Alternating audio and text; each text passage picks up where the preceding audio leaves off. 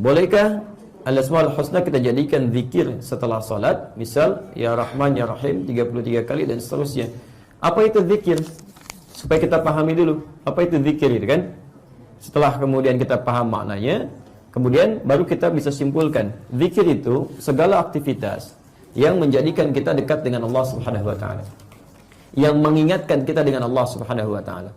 Karena itu di dalam Al-Qur'an disebutkan jenis zikir yang menjadikan kita ingat kepada Allah. Misal, membaca Al-Qur'an itu bagian dari zikir. Bagian dari zikir karena Al-Qur'an pun disebut dengan zikir. Quran surah ke-15 Al-Hijr ayat ke-9. Inna nahnu nazzalna dzikra wa inna lahu lahafizun. Posisi paling kanan di pertengahan. Sungguh kami yang telah turunkan Al-Qur'an sebagai zikir. Jadi kalau Anda sedang baca Al-Qur'an, Anda sedang berzikir pada Allah Subhanahu wa taala. Menghafal Quran itu pun bagian dari zikir. Quran surah ke-54 ayat 17, ayat 22, ayat 32, ayat ke-40. Walaqad yassarnal Qur'ana lidzikri fahal min muddakir. Sungguh kami telah mudahkan Al-Quran itu untuk diingat, kalimat mengingatnya menggunakan zikir. Jadi penghafal Quran itu sedang berzikir pada Allah Subhanahu wa taala. Salat itu bagian dari zikir. Ya, Quran surah ke-20 ayat ke-14. Innani anallahu la ilaha illa ana fa'budni aqimis salata li dzikri.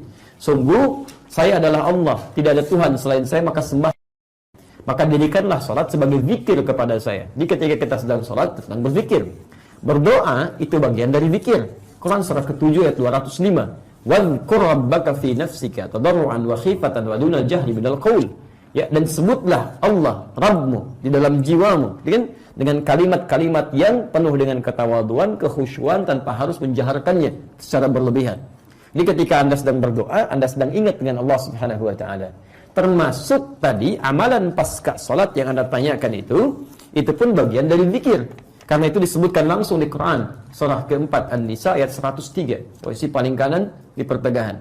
Fa idza qadaytumus salata fadhkurullaha. Maka jika Anda telah tuntas mengerjakan salat, segeralah berzikir kepada Allah Subhanahu wa taala. Nah, bagaimana cara berzikirnya? Kita akan lihat ditunjukkan oleh hadis-hadis Nabi sallallahu alaihi wasallam. Tadi kan zikir itu bisa baca Al-Qur'an, kan? Bisa menghafal Quran, bisa berdoa, bisa juga menggunakan kalimat thayyibah. Bisa kalau saya urutkan dengan cepat misal saja. Baik. Dan di sini nanti fungsi Al-Asmaul Husna bisa ditempatkan sesuai dengan fungsinya. Misal, kita turunkan Nabi sallallahu alaihi wasallam ketika beliau selesai mengerjakan salat, maka zikir pertamanya adalah istighfar kepada Allah Subhanahu wa taala. Anda temukan di hadis Muslim nomor hadis 591.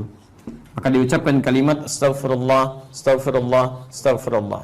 Allahumma antas salam wa minkas salam, tabarakta ya dzal jalali wal ikram. Ada Al-Asmaul Husna di situ? Ada kalimat Allah, astaghfirullah, astaghfirullah, astaghfirullah. Kemudian turun lagi misalnya hadis Muslim, hadis yang sama nomor hadis 593. La ilaha illallah wahdahu la syarikalah, lahul mulku wa lahul hamdu wa huwa ala kulli syai'in qadir. Teruskan lagi misalnya hadis Muslim nomor hadis 597.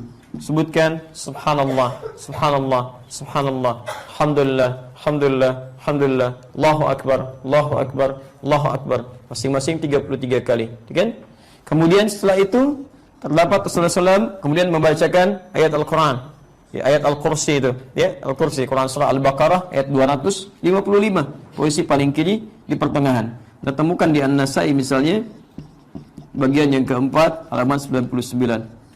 Setelah itu beliau teruskan membaca 3 surah yang terakhir, ya, Al-Ikhlas, Al-Ikhlas, kemudian Al-Falaq, gitu kan, kemudian An-Nas. Itu didapatkan di hadis riwayat Abu Daud nomor hadis 1523. Kemudian setelah itu beliau berdoa. Ini di antara contoh doanya ada di Ibnu Majah. Ibnu Majah nomor hadis 925. Ini yang paling pendek.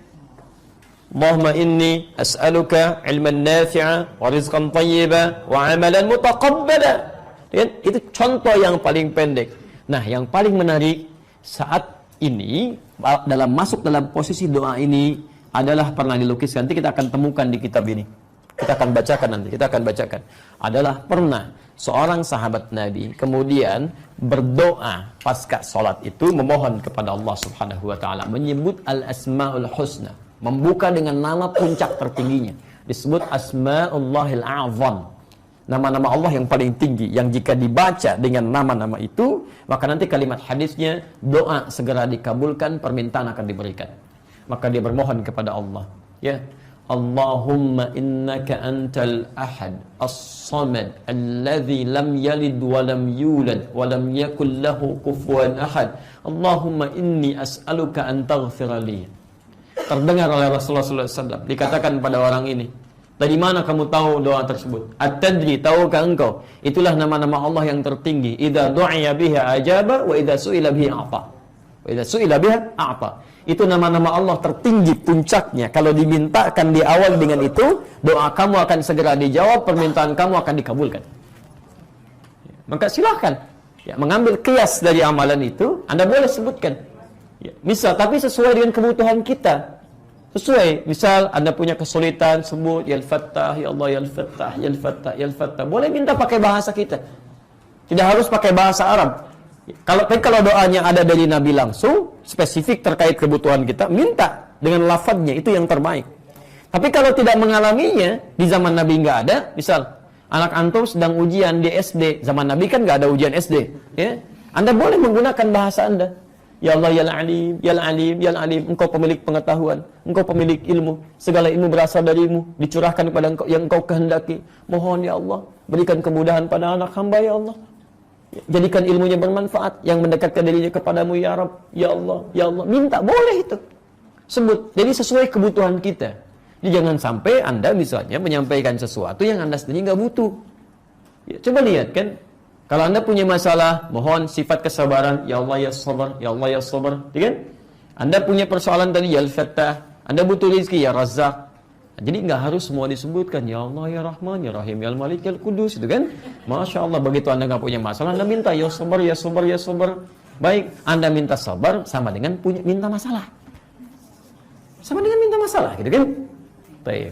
Jadi dalam beberapa hal, kami katakan silahkan, boleh itu dilakukan dan semoga diberikan pahalanya. Tapi catatan kami, alangkah lebih baik bila terkait dengan kebutuhan yang dimaksudkan. Walaupun tidak salah kalau ingin menyebutkan, memperbanyak kalimat-kalimat tadi. Jelas di sini?